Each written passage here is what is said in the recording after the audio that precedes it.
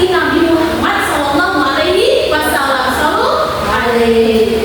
Melalui peran siapa? Malaikat Jibril. Nah, diriwayatkan kepada kita secara mutawatir. Apa itu mutawatir? Berangsur-angsur.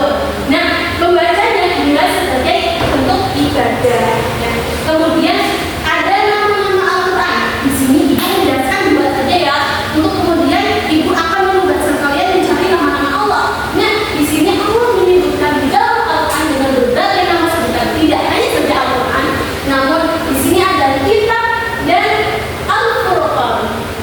Oke, coba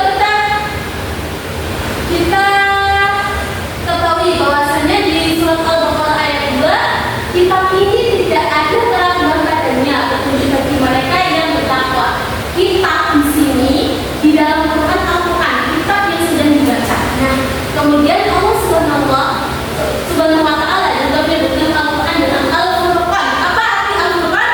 Pembeda. Pembeda.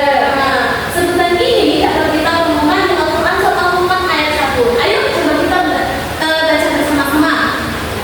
Yuk.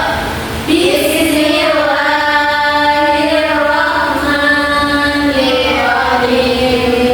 Tabarakalladzii nazzala al-Furqana 'ala 'abdihi liyakuna lil 'alamina nadhira.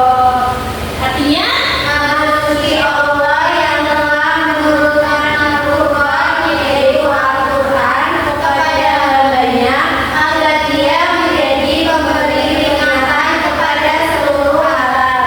Quran surat Al-Furqan ayat 1. Oke, terima kasih anak-anakku.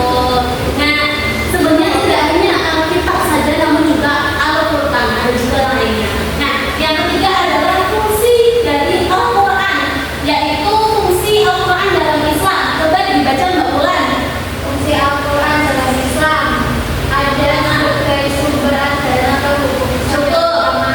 Sebagai sumber ajaran hukum Islam yang utama. Nah, kita kenal bahwasanya Al-Quran adalah pedoman yang diutamakan untuk kita mengetahui ilmu dalam keislaman. Kemudian yang kedua juga Mbak Indi sebagai konfirmasi dan informasi terhadap hal-hal yang tidak dapat diketahui oleh akal